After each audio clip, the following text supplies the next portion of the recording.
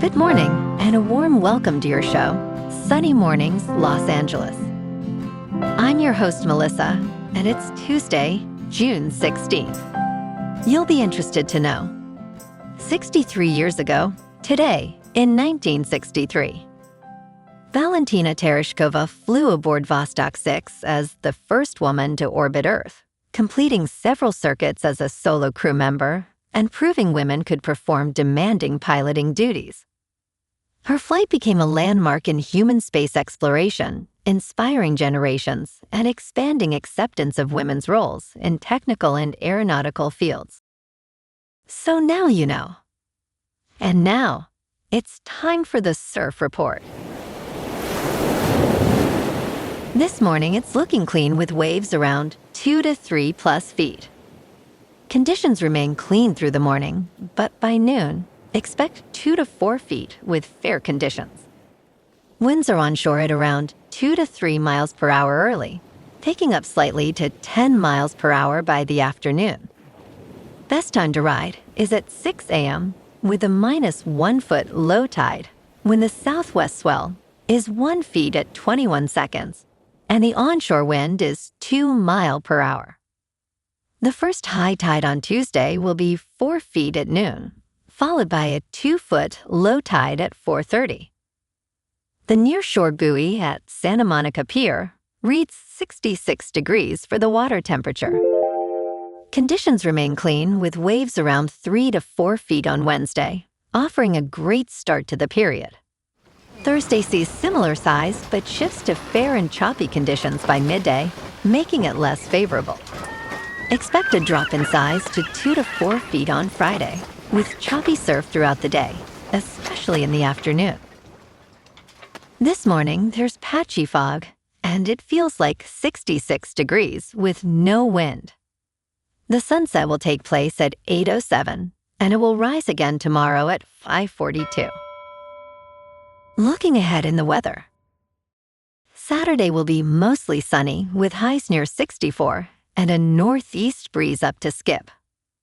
Sunday and Monday warm up with Sunday near 68 and Monday near 72, staying partly to mostly sunny with lows in the upper 40s to mid-50s.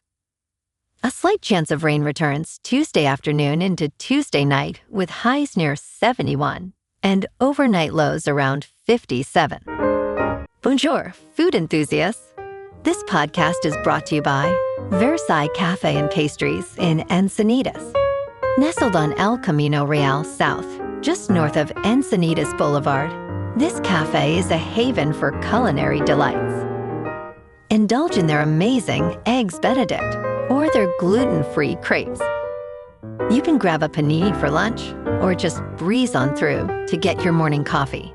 They are open every day from 8 to 5. So stop on by and don't forget to tell them Sunny Morning sent you. In local news, watch parties and protests were planned for Monday in LA as the Iranian national soccer team faced New Zealand in the World Cup, creating a unique intersection of sports and global events. A protest occurred outside the Los Angeles Stadium, with attendees voicing opposition to the Iranian regime's treatment of athletes and political prisoners. Rally participants wore Lion and Sun t-shirts and waved flags from before the 1979 Islamic Revolution. Many soccer fans expressed hope that the game would promote unity, despite the backdrop of current political tensions. The team will play again on June 21st against 9th-ranked Belgium, a crucial match for Group G.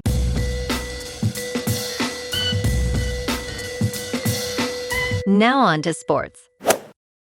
Texas head coach Steve Sarkisian said he would not be surprised if Arch Manning bypassed the 2027 National Football League draft and stayed in college for a 5th year. He stated, "I think Arch really loves college football, I really do." Sarkisian noted Manning has pretty good endorsements due to his family's lineage and the University of Texas brand. He added that Manning's decision could depend on the team's performance this fall and how he plays individually. Despite a challenging season, Manning is still considered one of the top prospects in college football. A strong season in 2026 could make him the favorite for the first overall pick. In local sports, the Dodgers are looking sharp. They beat Tampa Bay 4-3 last night at Dodger Stadium, with Kyle Tucker going off 2 for 4 with a homer and 3 RBIs. Eric Lauer threw 6 solid innings, and Tanner Scott locked it down for the save. LA is now 46-27 and leading the series 1-0. Tonight at 7:10, they're going for back-to-back wins with Justin Robleski on the mound against the Rays' Drew Rasmussen. This is the kind of tight game where 1 or 2 runs could decide everything, so expect the stadium to be fired up after last night's clutch victory. The Dodgers have been inconsistent lately, 3 wins in their last 5, but they're better at home, and that matters tonight. Behind the scenes, LA is already thinking about the trade deadline. Sonny Gray from Boston could be the answer. The Red Sox right-hander has got a 3.03 ERA and a solid 1.20 WHIP. Rather than chase Detroit's Tarek Skubal, Gray brings consistency and experience without breaking the farm system. The defending champs know pitching depth is critical for another postseason run.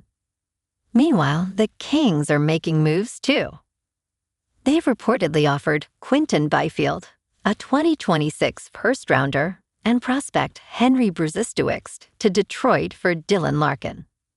With Anse Kopitar retired, landing a premier center of Larkin's caliber would address a major need under new coach Peter Laviolette.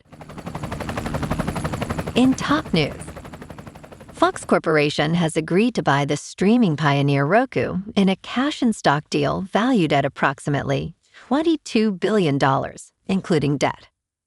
Roku will continue to operate as an open, partner-friendly platform with no immediate changes for customers. The combined company will become the 3rd largest player in U.S. television by share of viewing. Fox will gain access to over 100 million global households and the Roku channel. Fox CEO Lachlan Murdoch stated that this combination will enhance advertising and streaming subscriptions. The deal is expected to close in the first half of next year, pending shareholder and regulatory approval. In business news, people in China are watching the World Cup differently this time. Long gone are the days when catching World Cup soccer games on the go meant buying a portable mini television set. Instead, consumers in China can just whip out their phones. Soccer is popular in China, even if the national team has not qualified for the World Cup since 2002. This year, Chinese social media company Viahangshu won the rights to stream the World Cup games for free to all users.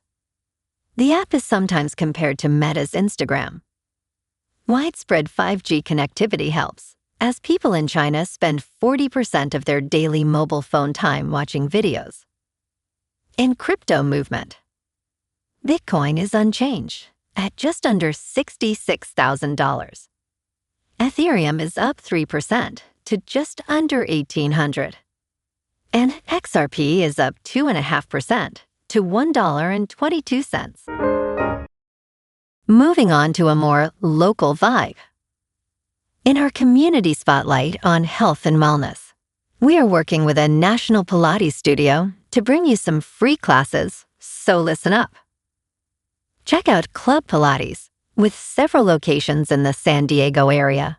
Pilates presents a comprehensive wellness approach, cultivating strength, reducing tension, and elevating mental well-being. Scientific research affirms its benefits.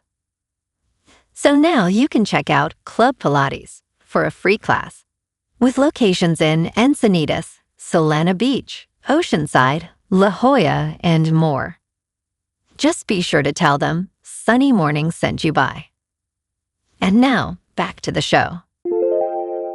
Let's talk tech. Anthropic is still at odds with the White House over the Claude Fable 5 model. Trump administration officials concluded talks with Anthropic without lifting export controls imposed last week due to jailbreaking concerns.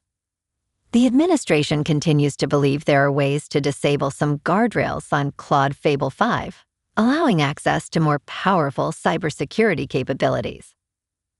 Anthropic has stated that the administration's concerns are overblown. The Commerce Department is willing to bring Fable 5 back online for consumer use, contingent on resolving jailbreak concerns. These emergency talks come at a politically charged time for Anthropic, which is also in conflict with the Pentagon over military applications of its AI models. And in entertainment news, Neymar Jr., the Brazilian football icon, is launching an AI-powered microdrama slate with Flairflow, featuring 16 titles. This partnership, announced during the 2026 World Cup, creates a live-action franchise showcasing Neymar's global appeal. The first wave of titles, including The Way Back to Glory, will debut from June 19th to June 22nd. James Wang, CEO of Flairflow, emphasized that this partnership pushes storytelling boundaries using advanced AI workflows. Timothy O from COL Group noted the strategy's aim to engage over 200 million daily active users in China. Neymar's journey includes intriguing titles like Fake Neymar, Real God, and The Limping Janitor is the True World Football King. Well, alrighty folks, it's time for the quote of the day. And today, our quote comes from the American poet and civil rights activist, Audre Lorde. And she said, "When I dare to be powerful, to use my strength in the service of my vision, then it becomes less and less important whether I am afraid." And that's a wrap for this morning. You can check out our Instagram, YouTube, and TikTok for some captivating aerial videos with local news and the surf reports. Have an amazing day, my good friends.